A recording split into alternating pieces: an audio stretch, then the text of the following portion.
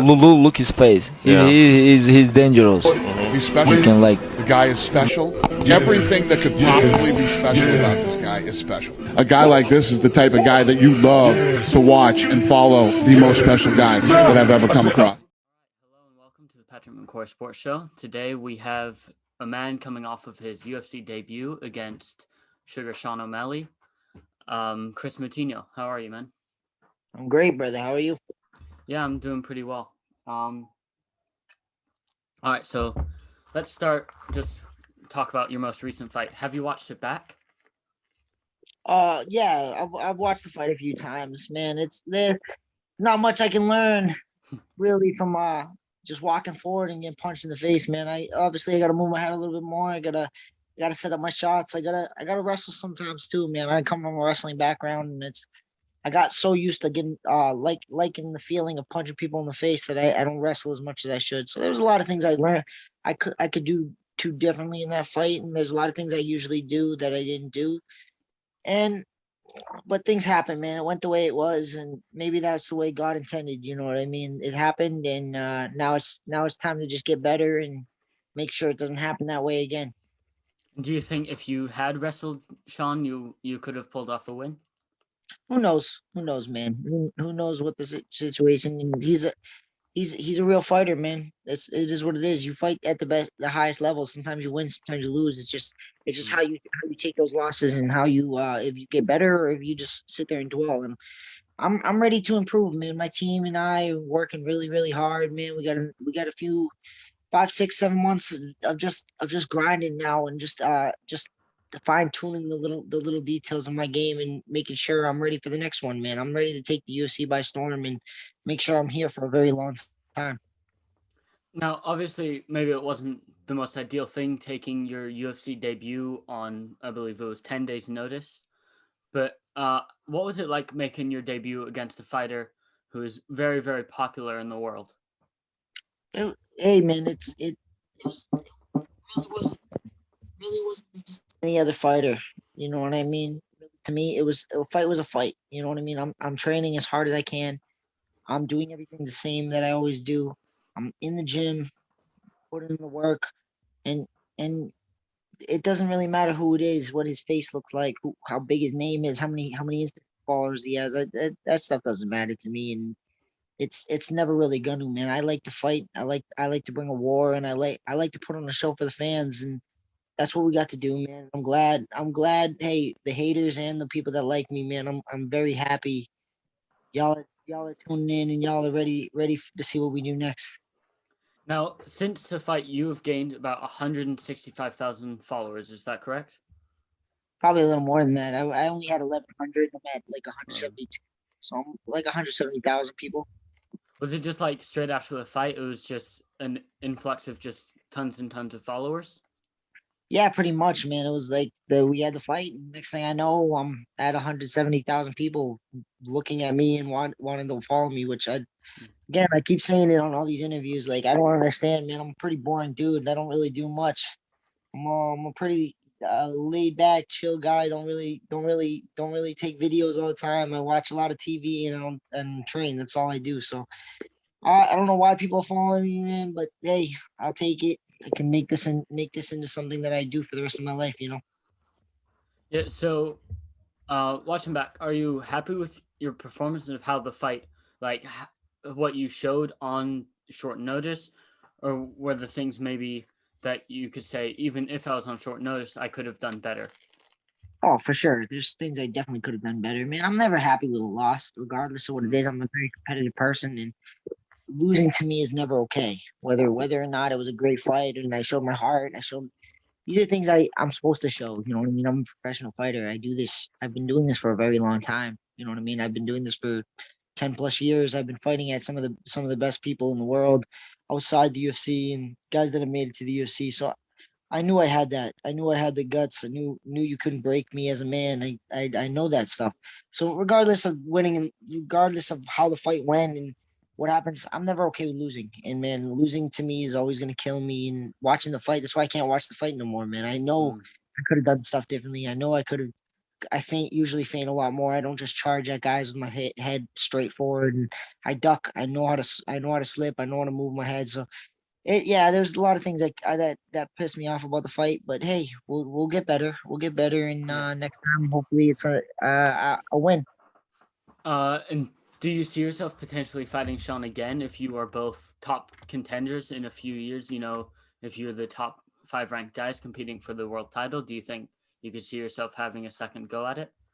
Yeah, who knows, man? I'm not afraid of nobody. I don't care what happens in a fight or what. I'll fight anybody, man. And if that's the way it goes down the line, then yeah, of course.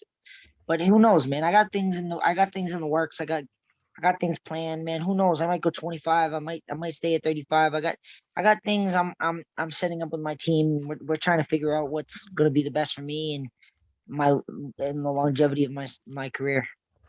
So you just said you might go 25. So that makes me think, what is your walk around weight? So outside of fighting, are you like, is the weight cut tough? Are you heavier than most bantamweights, or are you just sticking around 135, 145? Yeah, no, I'm usually a small bantamweight. Can see it against some of these guys. I'm not the biggest. I'm not the biggest bantamweight. I'm only walking around at like 150.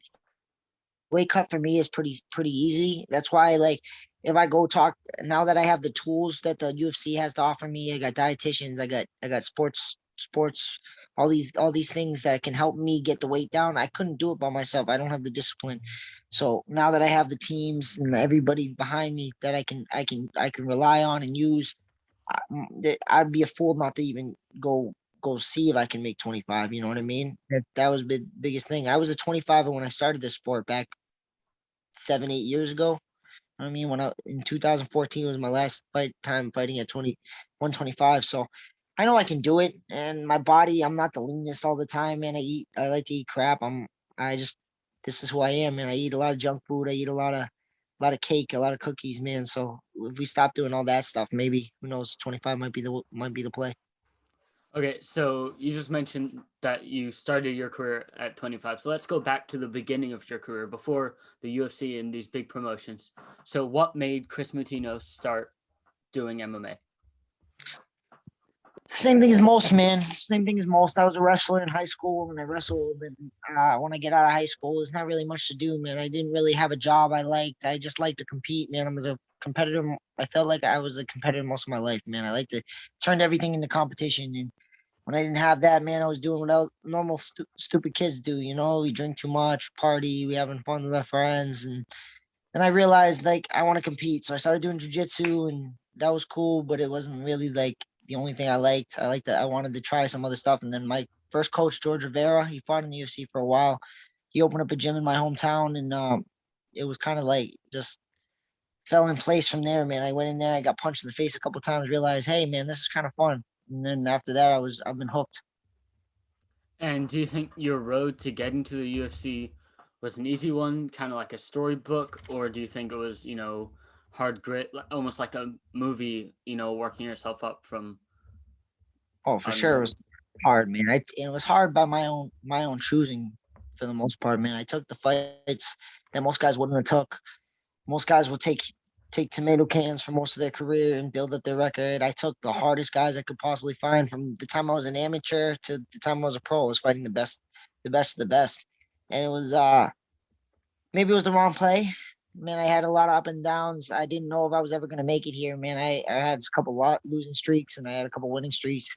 And it is what it is, man. There's a lot of emotion that goes into the sport. A lot of negativity, and a lot of positivity, man. This sport has done so many things for my life, and it's helped me find the path that I'm on now, and the people I'm with now, and the small circle I have, man. It's just amazing, bro. What goes through the sport and all the ups and downs, really is. Yes, I recently started kickboxing, and as soon as you step foot in that gym, you feel at home almost. It feels like a second place. Did you feel that when you first started? Of course, man. This big gyms become families. You know what I mean? These Mm. people you're around, you're sharing blood, you're sharing tears, you're sharing hurt, you're sharing pain. You're doing all this stuff with these people every day, and it's the same people all the time, man. So it's yeah, it becomes family. And I've had a lot of different situations in the sport. Like I had people leave, my coaches leave because it was best for them, and then I've had situations where it became drama, and that's why the situation died. So now I'm in a good spot where there's no drama, there's no negativity at all. I just have great people around me, and my circle is very very small, and that's the best thing that I've had in the last few years, man. It's just a small group of people that I trust, and I don't let very many people in, you know. Yeah. So in that small circle, it is it is like Calvin Cater and Font and Tyson Chartier, correct? Well, Tyson's my manager. I see Rob. I've trained with Rob and Calvin a few times, man. I don't see them very often. My team is Regiment Training Center. Regiment Training Center. I got guys like Mitch Raposo, who was on the Ultimate Fighter, and Jorgen De Castro, who's in the UFC, and I got a lot of other guys that aren't even known yet that are coming up through the ranks. And then I also train at Lozon MMA with Joe Lozon. Everybody knows Joe Lozon is, and all his crazy group of guys. And he has guys like Randy Costa and Mike Rodriguez who got into the UFC. So we're in a good little spot, man. We're in the UFC. We're in New England, and New England's getting strong. You know. Mm. Yeah, it seems like there are a lot of really strong fighters coming out of Massachusetts. No, for sure, man. We're a hub. I keep saying it, man. I keep saying it that we're one of the toughest areas in the world, man. I believe it, man. We have to come up.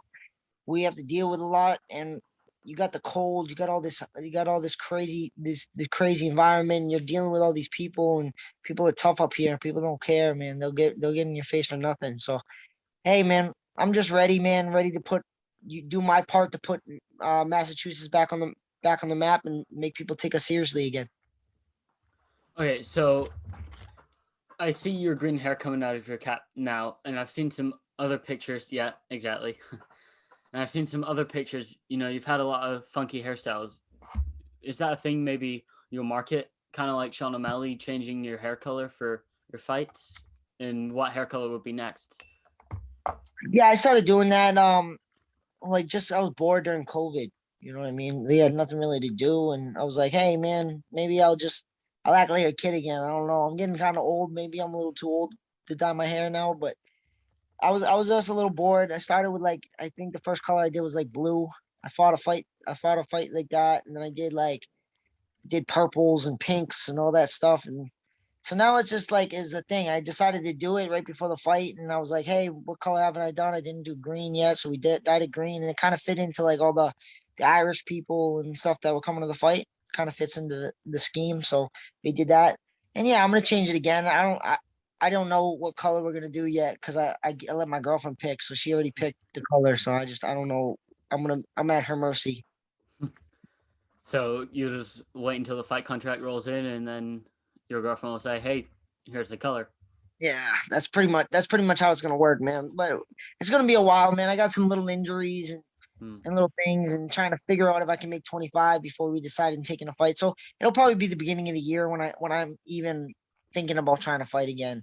And that's about it, man. Realistically, like I'm not really in a rush to make these things happen. I see a lot of guys in my area and all across that get their shot, right? They get their shot and then they rush to it. They're just rushing these fights and trying to throw as many fights as they can, and they're not taking this. They're not taking advantage of the full capabilities. You don't have to take quick fights anymore. I took my 10-day notice fight. I don't have to do that anymore. I'm gonna take real camps. I'm gonna work my ass off, and I'm gonna be ready when I get into that cage, and I'm gonna show the world who I am every time I get in that cage. You thought that last fight was a fun fight to watch, dude. That's how my last three fights have been. Imagine what I'm gonna do on an 8-week camp. And so you said you want to fight again around the beginning of the year, so like January, February. Do you have an opponent in mind in bantamweight or flyweight, or are you just gonna take who you get? Whoever they offer me, man. I'm not a picky dude. I'm not in a rush. Like I said, man. I've always been the guy that they throw a name in front of me. I don't say no. I say yes. You know what I mean? So whoever they got me, if they want to start me with a top 10 guy at 25, or they want to start me right at the bottom and have to work my way up, I'm ready for whatever happens, man. I'm just blessed to be here. I'm blessed to have this opportunity. I'm blessed by whatever you got, whatever anybody believes, man. I'm blessed by God to get this opportunity and just be here to show the world. that I belong, and sick. I'm sick of people just not giving me my credit, man. I'm ready to show the world who I am. And do you think, kind of like the Costa Llanos fight, you can use your social media? You know, you've gained a lot of followers and fans from the Sean OMalley fight. Do you think you can use that to maybe get yourself a better guy? You know, maybe a higher up in the unranked scale, or even around number 15? Or do you think you'll be given just another person? Who knows, man? Who knows what it's gonna be, what they want to do? I've never really, I don't even know how to use social media. Really, man. I feel like I'm just a grandfather, dude, in this thing, trying to figure out how to work all this stuff and make it work for me, man. I'm not tech savvy, so yeah, I'm gonna try to use it, see what I can make out of this. This is the way the sport is now, man. We need social media. We have to be on Instagram and Twitter and Facebook and all this shit now, and it's cool, man. I'll figure it out. It's gonna take me some time. I got people telling me what to do and how to set up for myself, and I'm just gonna take everybody's help and guidance, and I'm gonna make the most out of this stuff, man. I've said it 100 million times, man. You give me an opportunity, and I don't waste them. I don't waste opportunities. I make them count, and I feel like that's what I'm gonna do, and again, show the world who I am. All right, so let's transition to the Kris Moutinho outside of the fight game. So this is a thing I do with all my interviews, and it's more of like a personal kind of question. So it's away from, oh, how do you feel about this knockout or this finish? So, Yep.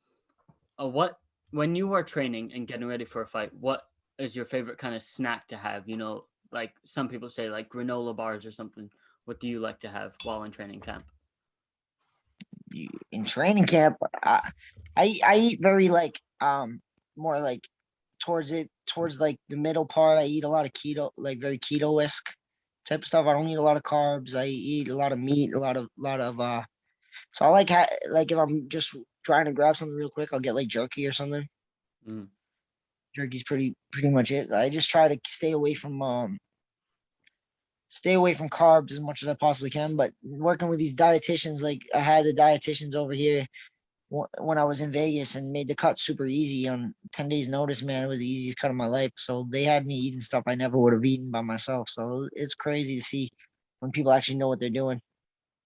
And when you're not in your camp anymore, or not in camp in general, do you like to have a specific meal, like a favorite meal? You know, like a favorite dinner or something?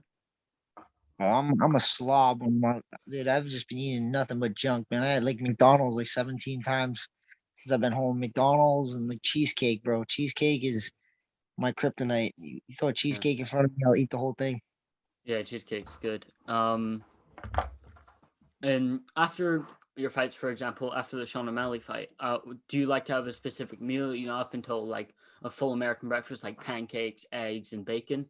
Do you like to have similar things, or I would whatever's closest to me, dude. Like realistically, like I'm just trying to stuff my face. I think after the fight, like I had that. The only thing I could get to was that ice cream sandwich, so I had that, and then I was like, we need to get something, dude. We couldn't get Ubers anywhere, so we walked to like some pizza place right near us. We got some pizza. was it weird just walking to a pizza place with cuts and bruises all over your face? And did you get any weird looks? No, I didn't really get any weird looks. Well, at least I didn't notice them. And the only thing that sucked is like Vegas is hot, man. I've never Mm, been somewhere hot. It was like 117 degrees, and like at night, so it was like terrible, dude. There's no sun, and it's still that hot. I was dying, but other than that, no, it wasn't too bad, man. It wasn't that long of a walk. mm. And that ice cream sandwich, you know, that video that Daniel Cormier posted on his Instagram story, that's gone pretty viral. You know, if you look up Kris Moutinho on YouTube, you'll probably find that video in a few seconds. Yeah, no, it was cool, man. Like I said, all this stuff has been pretty crazy, man. Something I'm not used to. I've never been one to ever even really want this stuff. I'm not a social media guy. I'm not somebody who wants all eyes on me. Hey, I'll take it because I know that's what we need in order to make a name for ourselves and get us more money and all that stuff, man. And I want to take care of my family and take care of myself and do this for the rest of my life. So I'll get ready for it.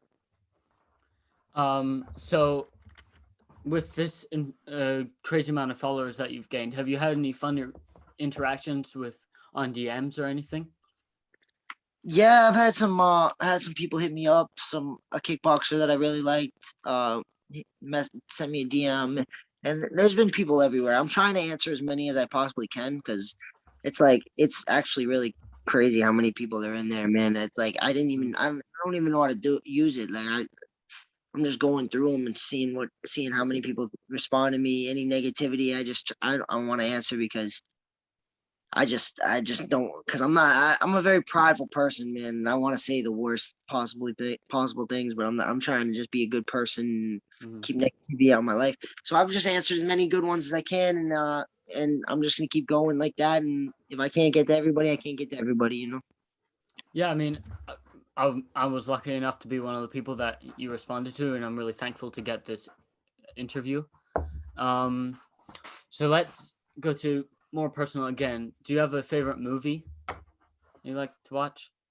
Yeah, I watch a lot of stuff. I like the old gangster movies. I like Scarface and Goodfellas and stuff like that. And then I like a lot of Tarantino movies, any of those things. And I watch a lot of anime and stuff like that too. So it's just stuff like that, man, is what I'm checking out. So would you say anime is your favorite type of TV show then? Or Yeah, for sure. do you have any other like TV shows you like, like dramas or sitcoms or anything? Yeah, I got I watched a little bit of everything, but I watch a lot of trash TV, like Real World and like Jersey Shore and stuff like that. I watch a lot of trash TV, but yeah, I watch a lot of anime, like Hunter x Hunter and stuff like that. Is what I'm into. I'm not the biggest anime fan. My little brother is a big one. Do you have a favorite artist that you listen to? If you're trying to amp yourself up for training. I like Polo G, like Drake and Kevin Gates and stuff like that. I like a lot of different stuff. Listen to a lot of pop music. I listen to a lot of. The only thing I really don't listen to is like country music too much. And for your walkout song, do you choose a new one every time, or do you have the same kind of song every single time? Yeah, I choose a new one every time, man. It's whatever I'm feeling at the time. New music comes out all the time, man. You listen to something enough, and then you don't want to listen to it no more. So it changes very frequently.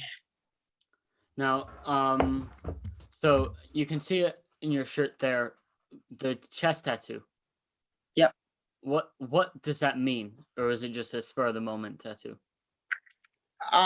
There's not very many tattoos that actually have like a deep meaning to them. You know what I mean? I have one on my ribs that's like for God. And this one's just something I like. I like bears, and it was just a bunch of mixed stuff that I had somebody my girlfriend's mom drew up for me, and we just put it on. You know what I mean? I'm not the biggest like person is like tattoos have to mean something. Some people are, some people aren't. You know what I mean?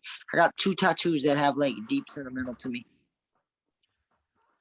And I would think that kind of tattoo is expensive, or was it just kind of like a standard?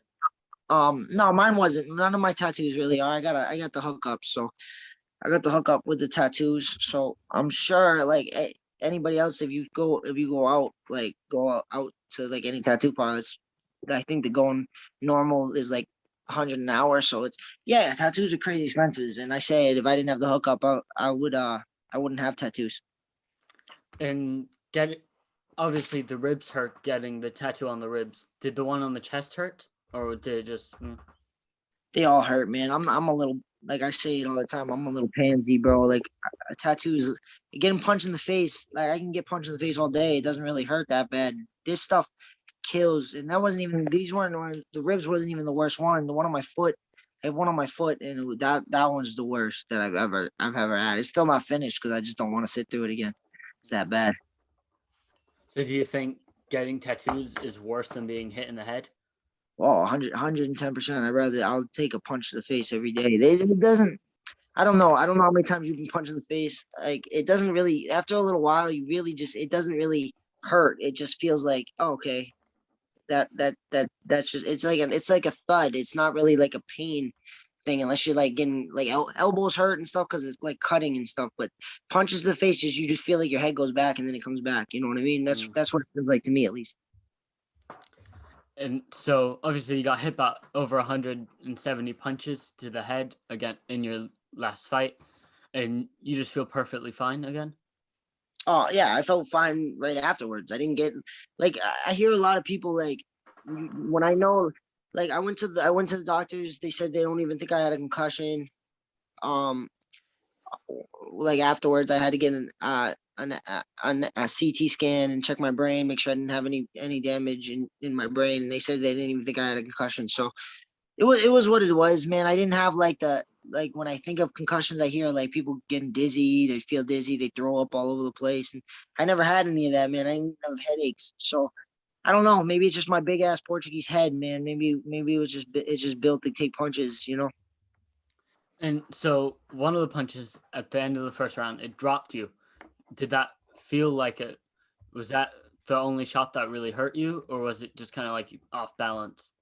Yeah, it didn't even hurt. It wasn't even like it hurt me. It just like I was coming in and I was off my feet. So that's really what getting dropped is, man. It's like you when I have my feet under me, none of the punches put me down. It was me. Didn't have my feet under me. He landed it. Boom. He caught me. I fell on my butt. And I hear a lot of people say, "Oh, you didn't even know where you were afterwards." I'm pretty sure I knew where I was, and I was good, man. Because I've been hit hard, been hit hard by dudes, and I didn't know what anything after those rounds, and that was nothing, man. He hit hard, but it wasn't anywhere near the hardest I've ever been hit. And so obviously the fight ending wasn't the most climactic thing. You know, it was a standing knockout with 30 seconds left. Obviously, you would have preferred to keep it going. Would you have preferred the being dropped and finished there if the clock had 10 more seconds, or do you think you're happy with just how it went in the end, how it ended?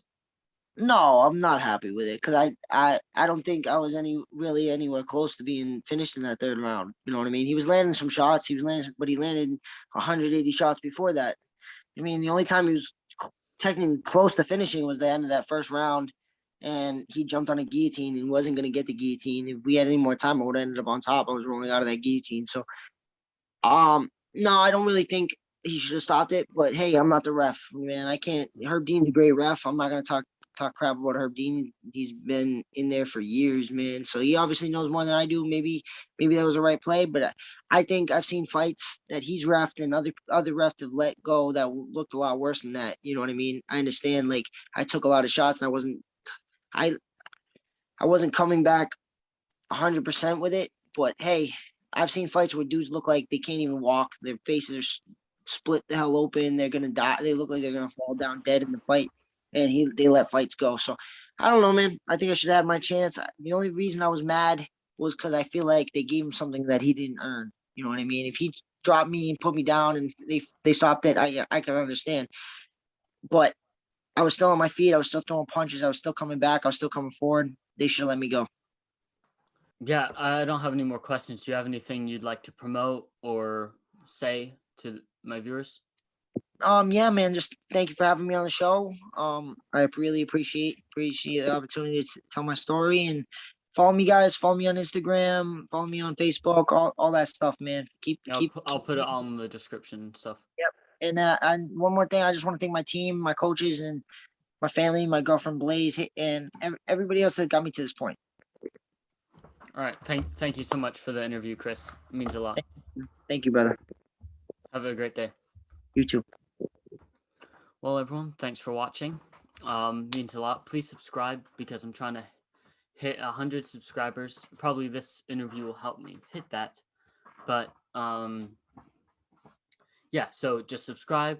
I have a lot more interviews coming. I'm not going to say all the names yet, but I've got a few Bellator contenders, including a former Bellator champion, which is quite exciting, and a UFC top contender coming off a win in the Corey Sandhagen TJ Dillashaw card. No, it's not either of them.